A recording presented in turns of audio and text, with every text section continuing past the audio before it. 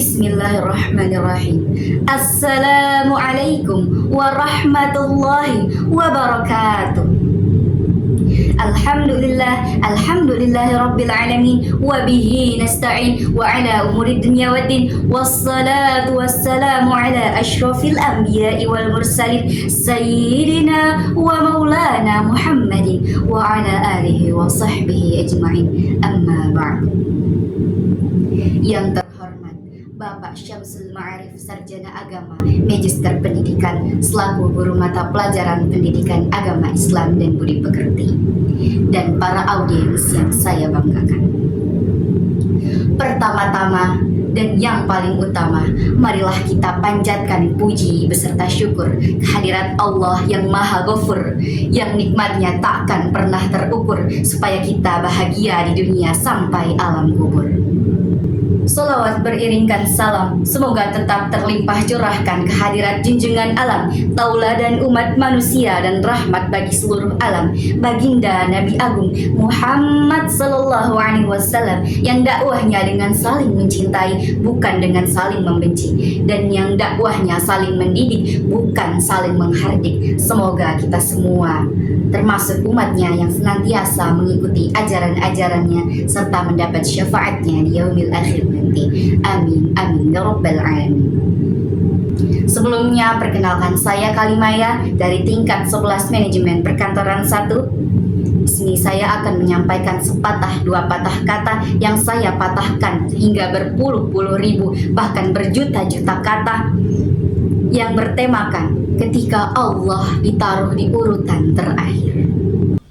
Hadirin wal hadirat rahimahumullah, berapa kali dalam sehari kita menyebut nama Allah, berapa kali dalam seminggu kita membuka mushaf Al-Quran, dan berapa kali dalam sebulan kita benar-benar merasa dekat kepada Rabb kita. Kita hidup di zaman di mana dunia dijadikan prioritas dan agama ditunda bila sempat. Sholat ditinggalkan demi urusan dunia, tilawah dilupakan karena sibuk sosial media, dan zikir diabaikan karena tidak sempat. Padahal Allah berfirman dengan sangat jelas pada Quran surah Al-Anfal ayat 24. A'udzu billahi minasyaitonir rajim. Bismillahirrahmanirrahim.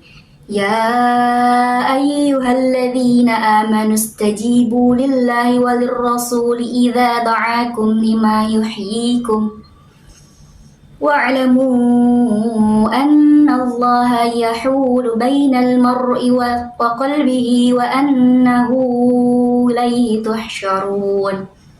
Yang artinya, wahai orang-orang yang beriman, penuhilah seruan Allah dan Rasul.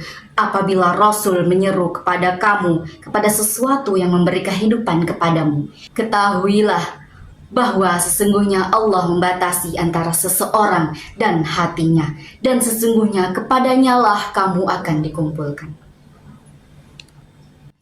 Ketika dunia menjadi Tuhan kedua, seringkali kita berkata, saya sibuk, belum sempat sholat, insya Allah nanti sempat tilawah.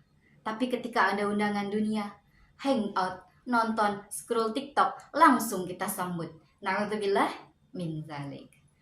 Saudaraku fillah, adakah kita sedang menaruh Allah di urutan terakhir dalam daftar prioritas hidup kita? Padahal Allah Subhanahu wa ta'ala berfirman dalam Quran surah At-Taubah ayat 67. A'udzu billahi minasyaitonir rajim. Nasullaha fanasiyahum innal munafiqina humul fasiqun. Yang artinya, mereka telah melupakan Allah, maka Allah pun melupakan mereka. Sesungguhnya orang-orang munafik itu adalah orang-orang yang fasik. Na'udzubillahi min dzalik. Apakah kita akan menjadi golongan orang-orang yang dilupakan oleh Allah? Jagalah Allah, maka Allah akan menjagamu. Karena Rasulullah Sallallahu Alaihi Wasallam bersabda dalam hadis yang agung, diriwayatkan oleh Ibnu Abbas radhiyallahu an, ihfazillahu yahfazak, ihfazillahu tajidhu tajahak. Jagalah perintah-perintah Allah, niscaya Allah akan menjagamu. Jagalah Allah, niscaya engkau akan mendapatinya di hadapanmu. Hadis riwayat Tirmidzi. Menjaga Allah bukan berarti Allah butuh dijaga, tapi maksudnya adalah menjaga syariatnya, menjunjung tinggi perintahnya, dan menjauhi larangan-larangannya.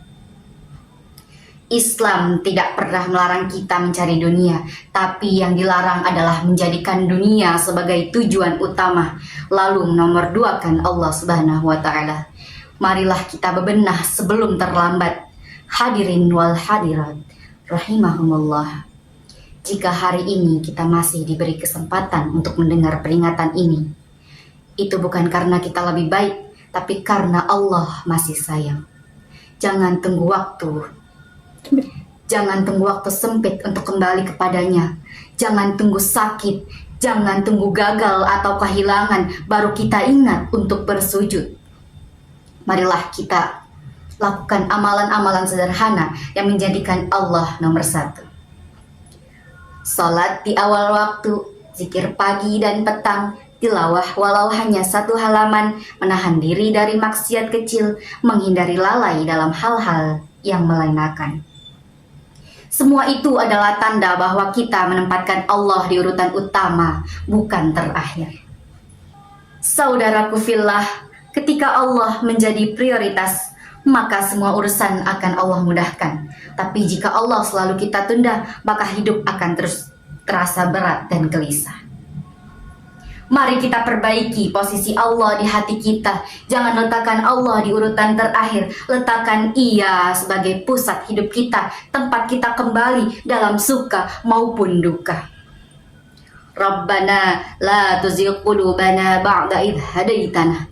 Ya Rabb kami, janganlah Engkau palingkan hati kami setelah Engkau beri petunjuk kepada kami. Quran Surah Al-Imran ayat 8. Akhir kata, inilah materi ceramah singkat yang dapat saya sampaikan. Mudah-mudahan teman-teman sekalian mendapat manfaat dari apa yang saya sampaikan, terkhusus kepada diri saya sendiri. Unzur ma qala wala tanzur man qala. Wabillahi taufiq wal hidayah wa ridha wal inayah wal afu minkum. Wassalamu alaikum warahmatullahi wabarakatuh.